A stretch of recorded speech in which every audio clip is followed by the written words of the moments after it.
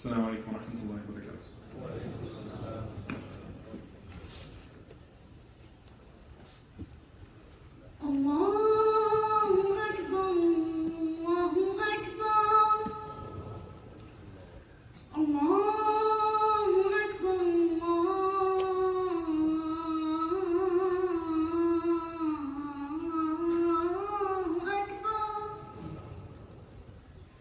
أشهد أن لا إله إلا الله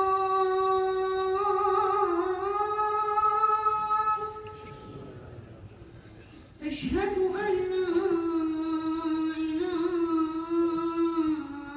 إلا الله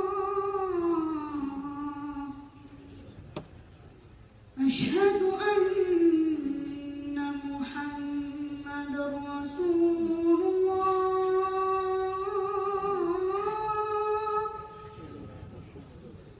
أشهد أن محمدًا رسول الله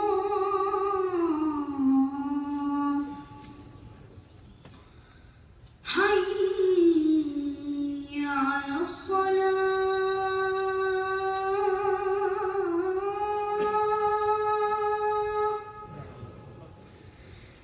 حي على الصلاة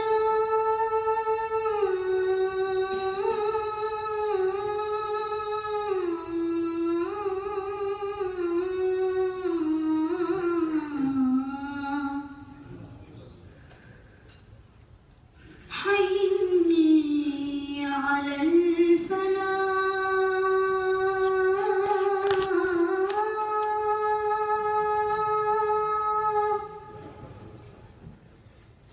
حي على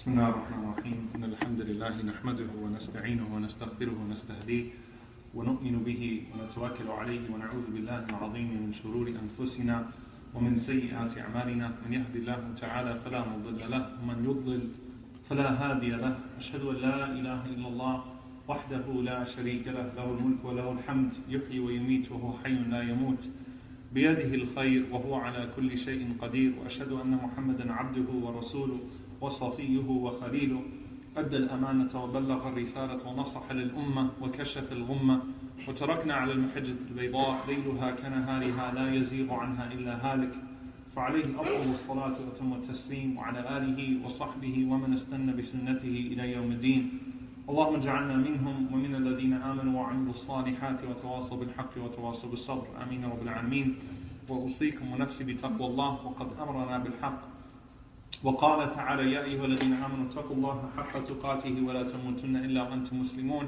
يا أيها الناس اتقوا ربكم الذي خلقكم من نفس واحدة وخلق منها زوجها وبث منهما رجالا كثيرا ونساء واتقوا الله الذي تساءلون به والأرحام إن الله كان عليكم رقيبا يا أيها الذين آمنوا اتقوا الله وقولوا قولا سديدا يصلح لكم أعمالكم ويغفر لكم ذنوبكم ومن يطع الله ورسوله فقد فاز فوزا عظيما ثم ما بعد. We begin by praising Allah subhanahu wa ta'ala, by bearing witness that none has the right to be worshipped or unconditionally obeyed except for Him. And we bear witness that Muhammad sallallahu alayhi wa sallam is His final messenger. We ask Allah to send His peace and blessings upon Him, the prophets and messengers that came before Him, His family and His companions that served alongside Him, and those that follow His blessed sunnah until the day of judgment. We ask Allah to raise us amongst them. Allahumma ameen. Dear brothers and sisters, I want to start off with an incident that highlights somewhat the point that I want to make in this khutbah. When someone appears in front of you with a question, with an inquiry, or asking questions about faith, or asking questions about the Quran, or someone seems to have some concern, a lot of times we miss what that person actually is trying to say and where that question is actually coming from. And I go back to this hadith from Abu Hurairah radiallahu ta'ala anhu because a lot of times we're not paying attention because there's so much going on around us that we don't have time to actually focus and look into the eyes of our children, look into the eyes of our parents, look into the eyes of our spouses or our community members and see where that question is coming from or where that sudden concern is coming from or why that person is acting in the way that they're acting. So a lot of times you see someone, if you're in the social media world, which is a realm all by itself, it's a different world altogether, and then someone suddenly acts out on social media or writes something loaded or writes a really angry status or whatever it may be, then you can write that person off and you can say, what's wrong with that person? And you can debate or argue based on what you're seeing because you're not seeing anything but words. You're not seeing the pain behind those words. You're not seeing what led that person to act out or to lash out. And it could sometimes be a cry for help. And this hadith of Abu Hurairah radiallahu ta'ala anhu touches me in many ways because I think about that incident and then I relate it to our current context. Abu Hurairah radiallahu ta'ala anhu was a homeless man. He lived with the people of the Sufa in the back of the masjid of the Prophet sallallahu alaihi wasallam. He went days on out without anything to eat or anything to drink. For a very long time, he had no family that accepted his mission. His mother used to curse the Prophet ﷺ before she herself became Muslim when the Prophet ﷺ made dua for her to accept Islam, but he was emotionally isolated. But he was also a man with a lot of dignity. And he didn't like asking for help.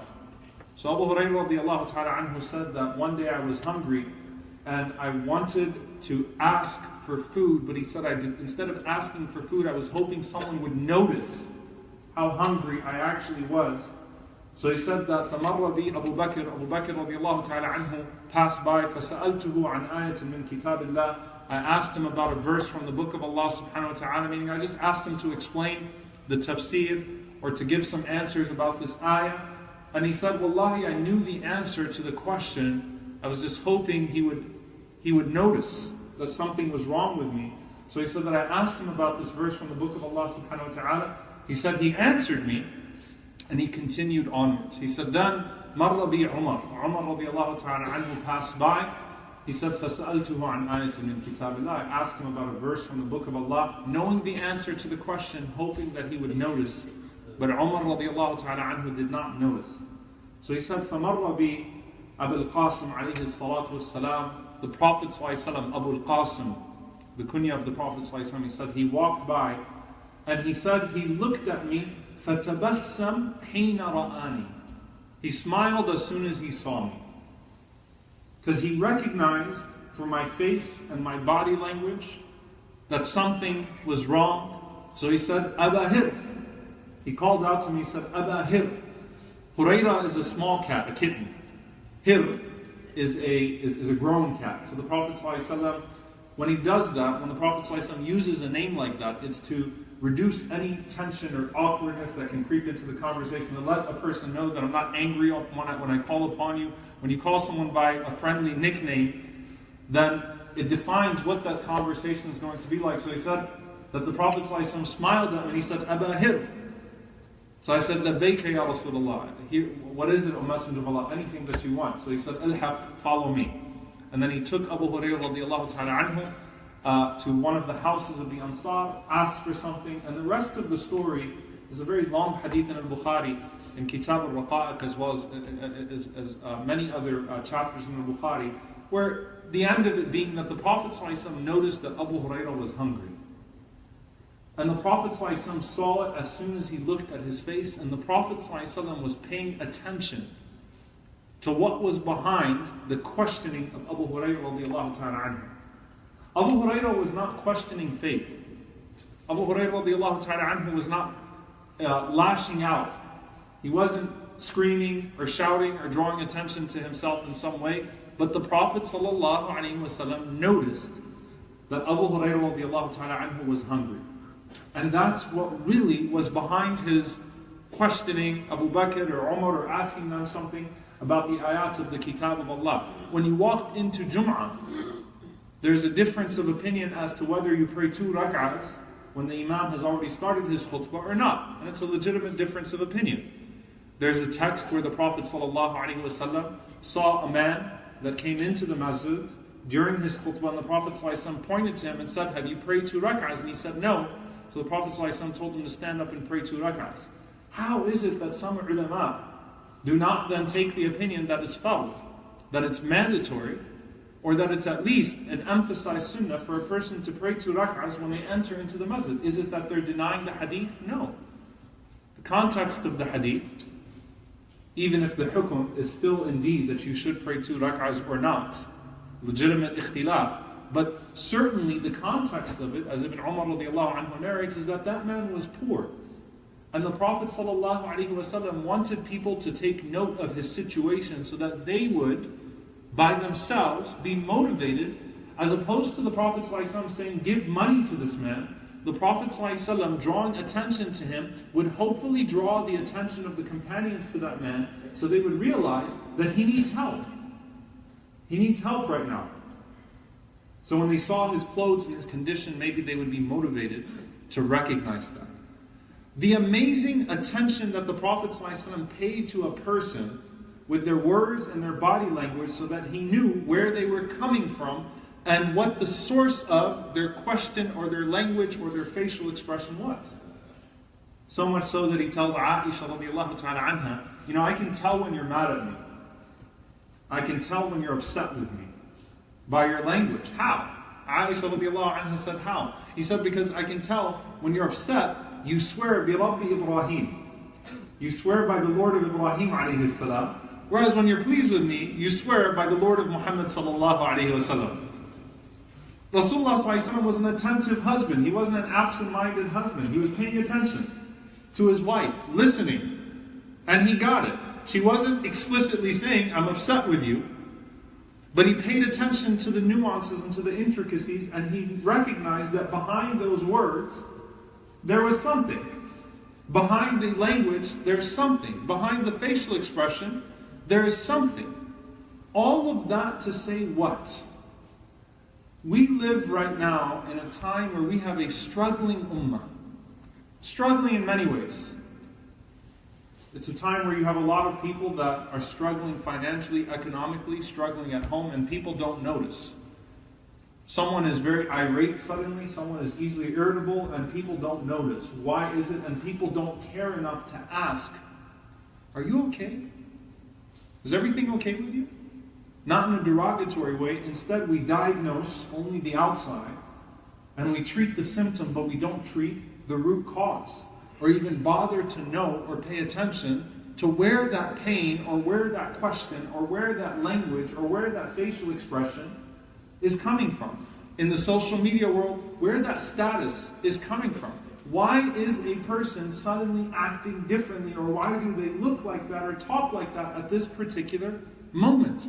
And the Prophet ﷺ loved you enough to where he paid attention to that, even though the Prophet ﷺ had many people that he was interacting with on a daily basis. He could tell. He could pay attention. He knew ﷺ where you were coming from. And yes, part of it is divine revelation, there's no doubt about it. But it's also the adab and the akhlaq of the Prophet ﷺ, the mannerisms of the Prophet ﷺ, that the Prophet ﷺ taught us to look deeper and to actually take interest in a person when they seem to be acting out of character. How does this play out with our children? How does this play out with our ummah? How does this play out in a time where the rates of depression and sadness and all of these things are at a level that they have never been at before? The richer we've become as a world, the sadder we've become as a world. The more pain we have in our ummah. In this heightened individualism and alhaakum wat-takathur, destroyed by competitiveness and destroyed by the pursuit of quantity, you find that most people are in pain. And everyone is going through something. And it's from the sunnah of Allah subhanahu wa ta'ala with His creation that if Allah spares you with one thing, then you're being tested with another thing. So maybe your career is great. And a person looking on the outside says he has everything that he could possibly want. Career is solid. You've got the car, you've got the house, you got a promotion, he's a hotshot, but his family is in shambles. And it could be that a person has a solid family life, but they struck a sour, or they've struck a difficult point, a rough patch in regards to their career, in regards to their studies. And a person sees them in their family and says, mashallah, that person is so happy, but they're struggling to pay the bills, and that plays into everything in the way that they carry themselves and the way that things will manifest themselves in regards to our behavior with one another. So Allah might test you with your health, and your wealth and your family are good, but you're being tested in your health, and people can't see whether it's mental or whether it's physical. They don't know what you're going through right now, or why you feel the way that you do, or the pain that you're in right now. The point is that everyone has got something going on. Each of us are deeply complex human beings, and we're all struggling.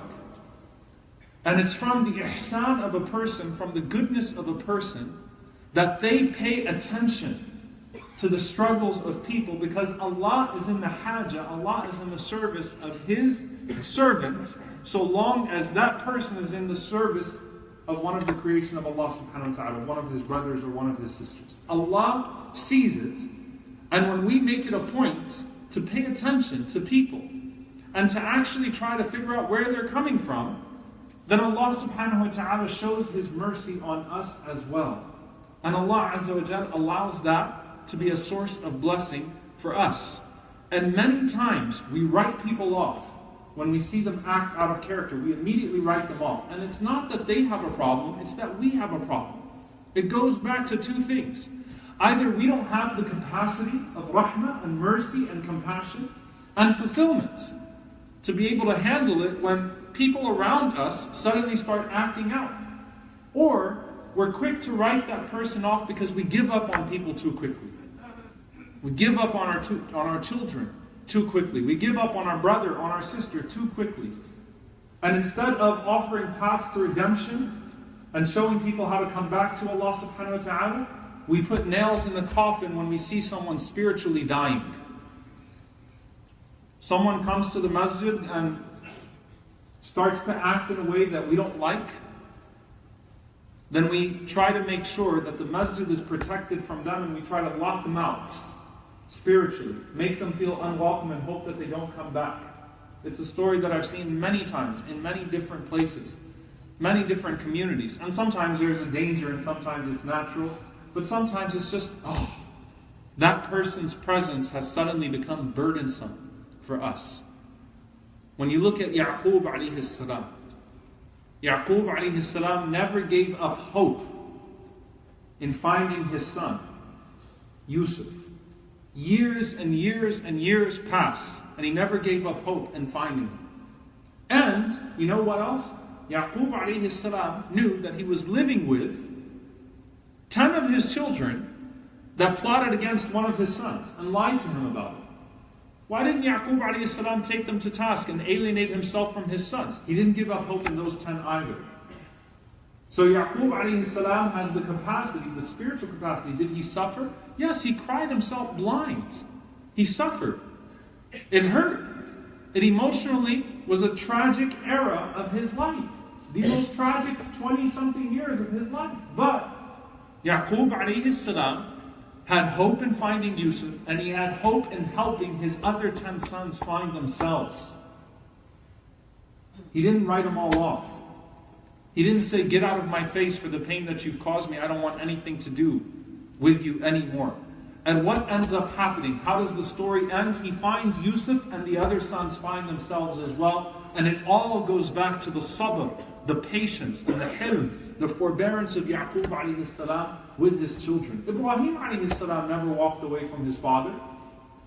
Ibrahim alayhi salam did not leave his father. He only left when it became a physical danger, when his father literally tried to kill him, but he wouldn't give up on him. And when he spoke to his father, how did he speak to his father? Ya abati inni akhafu. Oh my dear father, my beloved father, I'm afraid for you. أن يمسك عذاب من الرحمن فتكون للشيطان وليا. I care about you. I don't want you to be punished by the most merciful. And then you would end up as a companion of the shaitan. And we all know where shaitan is going. He didn't even say to his father, I'm afraid you'll go to hell, because he found that to be inappropriate. He said, Inna shaytana kana lirrahmani asiya. Shaitan is ever disobedient to his Lord. But he didn't attribute the disobedience to his father. He's speaking to his father with such love and attention and care. And his father says to him what? لَإِن لَمْ تَنْتَهِ أَرَاغِبٌ أَنْتَ عَنْ آلِهَتِي يَا إِبْرَاهِيمُ. How dare you? How dare you turn away from our gods, O Ibrahim? لَإِن لَمْ تَنْتَهِ لَأَرْجُمَنَّكَ. If you don't stop, I will kill you. And not just kill you, I'll stone you and humiliate you. And that was a real threat. That wasn't a father telling his son, I'm going to kill you, and saying it as a figure of speech. He meant it. And Ibrahim alayhi salam has the hope in his father, despite the fact that his father told him that. He could have said about his father, I'm done. I'm writing him off. Fine, I did da'wah to you the way I was supposed to do da'wah to you, but I give up on you. You're this, you're that. What does he do instead? Salamun alayk. Sa'astaghfiru laka rabbi innahu kana bi hafiy. Peace be unto you. I will now go, and I'm not leaving you, and I'm not giving up on you. While I'm away from you, I'm going to leave you only because of your anger. I'm not giving up on you, because what am I going to do when I'm away from you? I'll be making dua for you. I'll be seeking Allah's forgiveness for you. I'll be asking Allah to guide you. And my Lord is ever responsive to me. Ibrahim had to have a certain capacity to be able to deal with that. And what does Allah say about him in Surah Hud? Inna Ibrahim kana halimun awwahun munib. Ibrahim alayhi salam was forbearing. He was patient with people. But he was grieving on the inside. Don't think for a moment, if you saw Ibrahim alayhi salam as what he was going through with his people, that Ibrahim was okay. Ibrahim was hurting for his people. He was hurting for his father. He wanted his people to see the truth of Hidayah. He took no pleasure in shaming his people when pointing out how silly idolatry was. When Ibrahim alayhi salam is telling, sometimes we read about Ibrahim alayhi salam and the way that he talked to his people, and we might feel as we're talking about Ibrahim alayhi salam and his people, as he's talking about these idols, we might feel that Ibrahim alayhi salam is making a mockery of his people. He wasn't. When he's showing them the silliness of idolatry, he still cares about them. He took no joy in it. It hurt him to be alone, to be ostracized. And Allah says he was grieving, awwah. But you know what else? He was munib. Always turn to Allah subhanahu wa ta'ala, seeking Allah's mercy, seeking Allah's comfort, seeking that magnanimity by turning to Allah subhanahu wa ta'ala. But he didn't give up on his people. He never gave up on them. He had the capacity to keep making dua for them. When Allah tells us about Yunus alayhi salam, Yunus was the first person, the first prophet mentioned by name or mentioned in the Quran to the Prophet sallallahu alaihi wasallam. Meaning in the order of wahy, in the order of revelation, the first prophet mentioned فَاصْبِرْ لِحُكْمِ رَبِّكَ وَلَا تَكُنْ كَصَاحِبِ الْحُوتِ إِذْ نَادَى وَهُوَ مَكْذُومٌ. Be patient with the command of your Lord.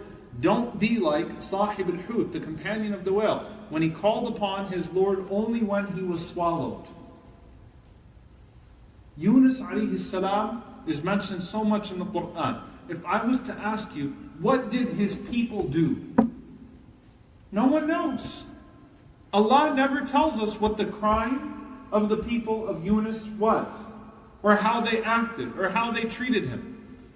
Allah subhanahu wa ta'ala focuses on Yunus alayhi salam. Why? Because the message is, no matter what Yunus's people did, he shouldn't have given up on them. You don't give up on them. You keep at it. You keep calling them until Allah subhanahu wa ta'ala decrees a different way. And Allah subhanahu wa ta'ala, of course, mentioned that Yunus alayhi salam turned back to Allah subhanahu wa ta'ala. La ilaha illa anta subhanaka. Inni kuntu min al-zalimin. There is no God but you. You are in your perfection. I was from the wrongdoers. You see, he didn't blame his people. He didn't say it was their fault and they were too much. No. Inni kuntu min al-zalimin. I messed up. That's when Allah subhanahu wa ta'ala delivered him. Yunus alayhi salam should have had the capacity and should have maintained with his people and not given up on his people. And the Prophet ﷺ never gave up on his people. What a heart to be able to accept the people into your ummah without mentioning it to them, without ruining their lives afterwards, after they did to you what they did and after they were doing to you what they were doing. In Uhud, still making dua for them. Allahumma ighfir li qawmi fa'annahum la ya'lamun. Oh Allah, forgive my people. They just don't know any better. What a heart to have these same people stand in front of you, beating you, and still care enough about their akhirah. Still care enough about their hereafter to say, oh Allah, forgive them. Oh Allah, guide them. To still have the heart to let Hind, who ordered the massacre of Hamza radiallahu ta'ala anhu, stand in front of you and say, Ashhadu an la ilaha illallah wa ashhadu anna Muhammadan Rasulullah, and not say a word to her about what she did to Hamza. And not make her feel like she's less. To show that forgiveness to her. What a heart the Prophet ﷺ had. All of this is to say what? When the Prophet ﷺ called his people in Safa, the thing that the Prophet ﷺ invoked as he called them to Allah subhanahu wa ta'ala, he said, if I was to tell you that there is an army that is behind Safa that is coming at you, would you believe me? And they said, yes, because you're as-sadiq al-amin. You're the truthful one, you're the trustworthy one. Of course we believe you. And then the Prophet ﷺ warned them about the harm in the hereafter. You know what the Prophet ﷺ was doing? He was invoking the fact that he knew that his people understood that he cared for them. That I have always been a safeguard for you against harm in this world. And just as I've cared about you in this dunya and asked for nothing in return, I care about your well-being in the hereafter and I ask for nothing in return. The Prophet ﷺ invoked that. How can you tell someone that you care about their akhirah if you've never proved to them that you even care about their dunya? How can you tell people, or how can you speak to someone and pretend to be giving nasiha, to pretend to be giving advice, when you never bother to actually dig a little bit deeper and find out why a person was doing or acting or saying what they were saying or doing? When you never took interest in them. He took interest in people, sallallahu alaihi wasallam. He knew that he could invoke that care for his people, and no one could ever say otherwise. SubhanAllah, 2 weeks ago, I had the opportunity to attend a screening, a private screening of a new film on Malcolm X, Al-Hajj Malik al-Shabazz, may Allah have mercy on him, with several of his children present. And the thing that keeps on coming out in the eulogies, in the immediate reactions when they were interviewing the people in the streets, even when people disagreed with him, no one ever questioned his commitment to his people and how much he loved his people. No one questioned his ithar, his selflessness. No one questioned that he loved and he cared about them. That's special, that you can actually be able to have that moral authority to say that, look, I care about you. That changes everything when you're talking to somebody. And it starts at the home. When your son or your daughter comes up to you and suddenly starts questioning faith, and they can tell that the biggest concern you have is people finding out, then what that speaks to is that you're more concerned about the shame I will bring to the family rather than my well-being. They want you to talk to them. It's a cry for help. It's a cry for help. Listen, talk, care. That I care about you. I'm taking interest in you as a person. SubhanAllah, there's a saying from, I forget his name, from a social scientist, but he said, you wouldn't argue with God if you didn't believe in Him. You believe in Him. You're having a problem. You go through a rough patch in life and you connect that personal trauma to a newfound theology, a newfound direction. Atheism is a protest against God. And so when someone takes interest in you and says, you know what, let me listen to you. Talk to me. I care about you. I see beyond all the yelling and the screaming and the sudden anger and the sudden this and the sudden turn in life. What's this really about? And I care about you. I want you for your own self. I want you to be guided. I want you to be protected. That I love you enough to where I'll actually sit and take interest and listen to what you have to say and walk you through your difficulty in life and help treat that difficulty itself. The Prophet ﷺ had that methodology when dealing with family member or dealing with stranger. When dealing with the brother or the sister in the masjid that seems bothered. When dealing with the sudden social media out, lashing and cry for help. When dealing with the person in your home. I'm listening. Let me hear you. And I care about you. And I actually want you to get through this. The difference, as the ulama say, between nasiha, between sincere advice and self-righteousness, is that when you're giving someone sincere advice, you will temper it in a way that you will even lower yourself to help them see the way. Whereas when it's self-righteousness, you will talk them down and put yourself on a pedestal and bury them in the situation that they are in. We have to deal with each other with a little bit more compassion. Deal with our families with a little bit more compassion. Deal with our communities with a little bit more compassion. And see past the tirades and the loud voices and whatever body language is being shown. The Prophet ﷺ always saw past it all. And the Prophet ﷺ invested in people. May Allah subhanahu wa ta'ala grant us that same capacity that Yaqub alayhi salam had with his children, that the Prophet ﷺ had with his enemies, that Yusuf alayhi salam had with his brothers. May Allah subhanahu wa ta'ala open our hearts and fill it with tranquility and iman and yaqeen, so that when we deal with people, that we can show them that iman and that yaqeen and that love for Allah subhanahu wa ta'ala and that certainty. May Allah subhanahu wa ta'ala guide us and guide through us. Forgive us and allow us to show people the path to His forgiveness. May Allah subhanahu wa ta'ala use us to be of benefit to someone else's life. May Allah subhanahu wa ta'ala bring spiritual cure to others through us, and bring physical cure to others through us, and bring emotional cure to others through us, and place us in the service of people for His sake, and be in our service for the service that we give to others for His sake. May Allah subhanahu wa ta'ala keep us sincere and upon the path of guidance, and forgive us when we ourselves go astray, or when we run other people away from the path of guidance. Allahumma ameen. أقول قولي هذا واستغفر الله لي ولكم ولسائر المسلمين فاستغفروا إنه هو الغفور الرحيم.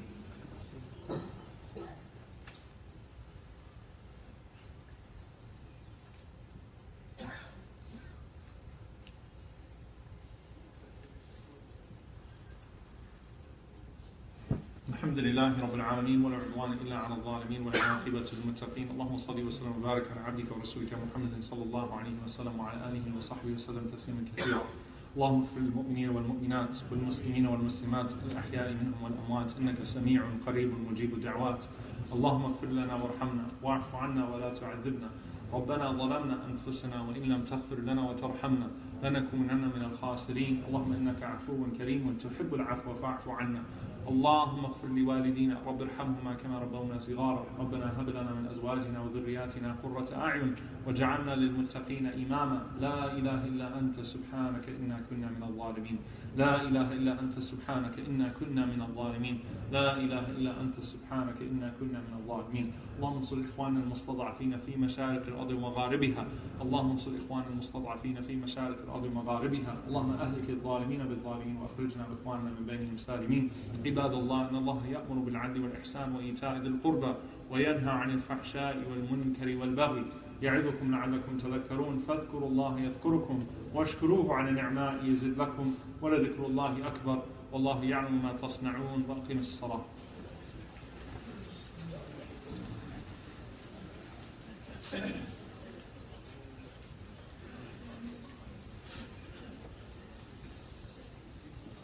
الله أكبر الله أكبر الله أكبر الله أكبر.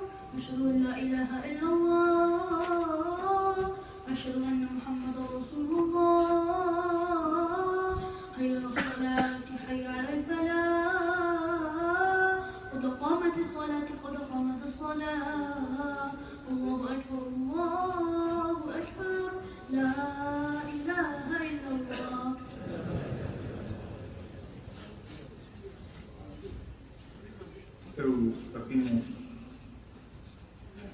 Please make sure your lines are straight. There are no gaps between.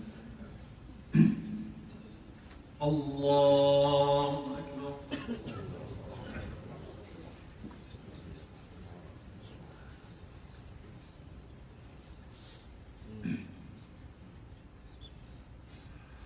الحمد لله رب العالمين الرحمن الرحيم مالك يوم الدين إياك نعبد وإياك نستعين اهدنا الصراط المستقيم صراط الذين أنعمت عليهم غير المغضوب عليهم ولا الضالين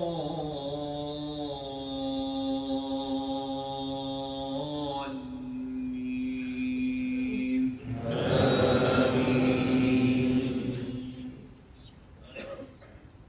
والضحى والليل إذا سجى ما ودعك ربك وما قلى وللآخرة خير لك من الأولى ولسوف يعطيك ربك فترضى ألم يجدك يتيما فآوى ووجدك ضالا فهدى ووجدك عائلا فأغنى فأما اليتيم فلا تقهر وأما السائل فلا تنهر وأما بنعمة ربك فحدث. الله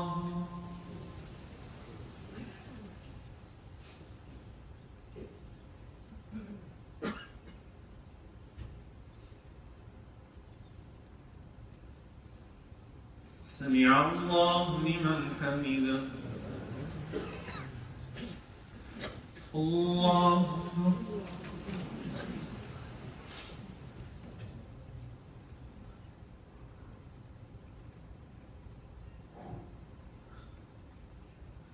الله أكبر. الله أكبر.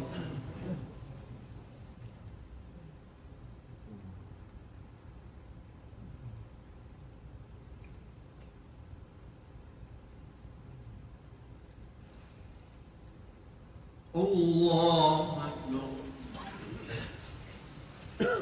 الحمد لله رب العالمين الرحمن الرحيم مالك يوم الدين إياك نعبد وإياك نستعين اهدنا الصراط المستقيم صراط الذين أنعمت عليهم غير المغضوب عليهم ولا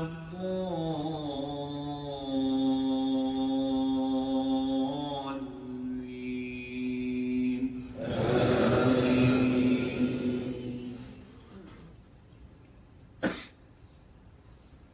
ألم نشرح لك صدرك ووضعنا عنك وزرك الذي أنقض ظهرك ورفعنا لك ذكرك فإن مع العسر يسرا إن مع العسر يسرا فإذا فرغت فانصب وإلى ربك فارغب.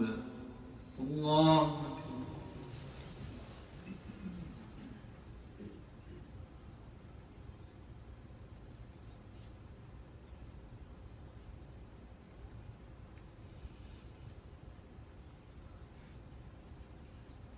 سمع الله لمن حمده.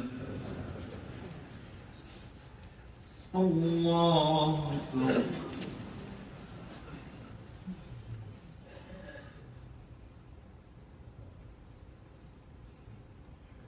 الله أكبر. الله أكبر.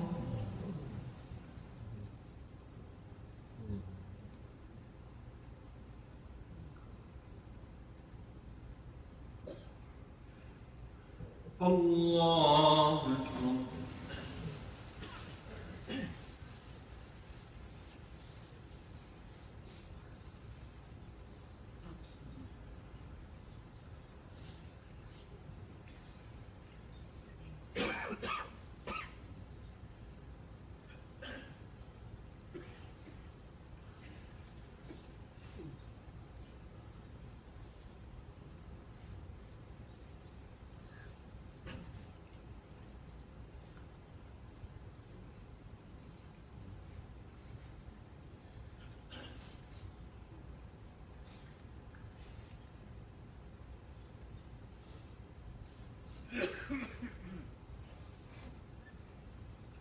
السلام عليكم ورحمة الله.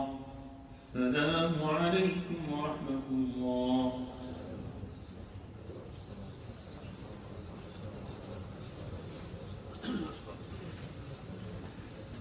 السلام عليكم ورحمة الله وبركاته. السلام عليكم. We're not in the Khutba anymore, so you can respond. Bismillah, alhamdulillah, salatu wassalamu ala rasulillah wa ala alihi wa sahbihi wa wala. First of all, I want to thank the administration here at Masjid al-Sabirin and everyone who came out today to see me. And I enjoyed, mashallah, meeting the children as well at the school. Alhamdulillah, I'm here on behalf of the Yaqeen Institute for Islamic Research. It's an institute that speaks to the problem that we were talking about in the Khutba. We're a non-profit research institute, meaning we are a think tank. We're a think tank with a megaphone. Everything that we publish and all the work that we do is free and accessible to the community. Not a single curriculum we produce, not a single video we put out there, not a single publication ever has a price tag on it, and all of the work that we do behind the scenes. Yaqeen Institute was formed out of the recognition that it's time for us to combat not just the narrative out there or the policy out there, but to really dig deep into the roots where all of that was being generated in the research world and in the think tank world, and then make sure that we're able to fight back.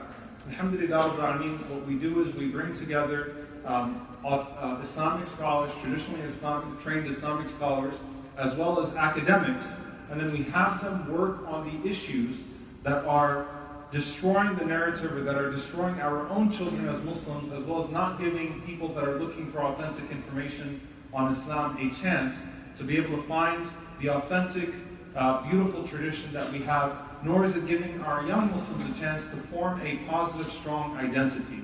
So we publish research, alhamdulillah, that is peer-reviewed by both people from Harvard and Yale, and then people from Al-Azhar and Medina and Dar al-Ulum, and then we go through a focus group. And we just conducted a study, alhamdulillah, of over 600 young Muslim Americans, where we're studying what the issues that are causing them doubt is. So what's causing so many people to leave Islam? And what's the information that's been out there that's now being internalized by young Muslims and that's not giving non-Muslims that are looking for authentic information on Islam a chance to find it? So all the research we publish goes into different formats. Alhamdulillah, we're crafting curriculum right now that would be made accessible to all Islamic schools that deals with the challenges, the modern challenges that are now coming towards faith, and it's research-based and research-guided. And we're also producing authentic information on Islam. And then we have an engine that works to make sure that all of the research we produce on those topics comes up #1 on your Google searches, as opposed to all of the garbage that all the Islamophobic think tanks put out there, as well as reaching out to policymakers, grassroots organizations, and mainstream media, so that we're not talking to ourselves as to what our actual tradition is. So everything we publish is within the field of conviction or contribution. A positive formation of the Islamic identity, as well as authentic academic information on Islam that's made accessible to the masses. So alhamdulillah, everything we produce is for free and accessible to the community. So the first ask I have of you is simply to go to yaqeeninstitute.org and to see the work that we've been able to do, alhamdulillah, in just 1 year of formation. And the second ask, of course, is funding. Because we don't have a profit incentive, and we don't have anything that's bringing in money, generating money, we rely solely on donations from the Muslim community and an endowment structure, a waqf structure. Our operating budget is about $1.8 million right now, annually. You compare that to $60 million of Islamophobic money that's spent to demonize us every single year in all of these different spaces. Alhamdulillah, we're doing pretty good with our money. So we're vision-oriented, we're thinking about our current generation, and we're showing our young Muslims that we care about them, we care about their iman, we're talking to them, listening to them, to what their issues are, and then producing research to match that, as well as creating curriculum information to be able to properly tackle all of those doubts and to formulate that yaqeen. So inshallah ta'ala, I'm not going to do a very long fundraiser, but is there any brother, generous person in here that would give $5,000 to this project, inshallah? Anyone that would give $5,000 to this project? I usually look for 1 or 2 generous people, inshallah, very generous people that see that we're not building masajid here, we're building hearts, inshallah, and constructing the identity. Is there anyone in here that would give $5,000? Any brother that would give $5,000? Okay, can I see 10 hands for $1,000, inshallah?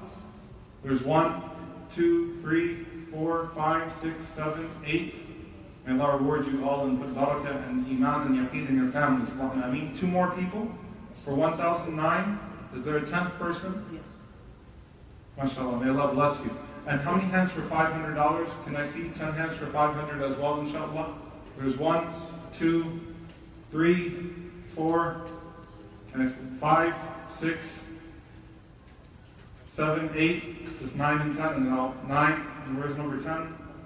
10, 11. May Allah bless you all. Anything that you can give, please do, inshallah. We're tax deductible as well as zakat eligible, inshallah. All of the money that you put in goes to our research and goes to our media. Please visit the website, inshallah. You can download the app. If you have an iPhone, it's Yaqeen Institute. If you don't have an iPhone, we're working on the Droid app as well. And again, all of it is free, inshallah, to consume. Barakallahu li wa lakum. Assalamu alaikum wa rahmatullahi wa barakatuh.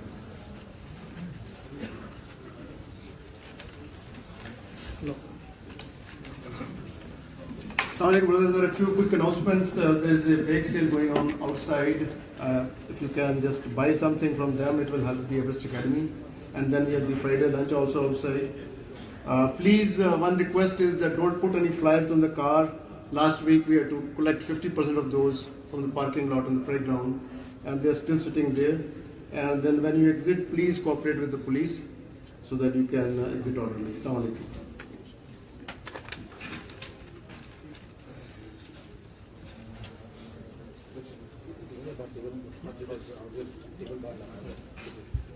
And one more thing, there's a table of Yaqeen Institute outside. If you can stop by there, pick up some literature from there. And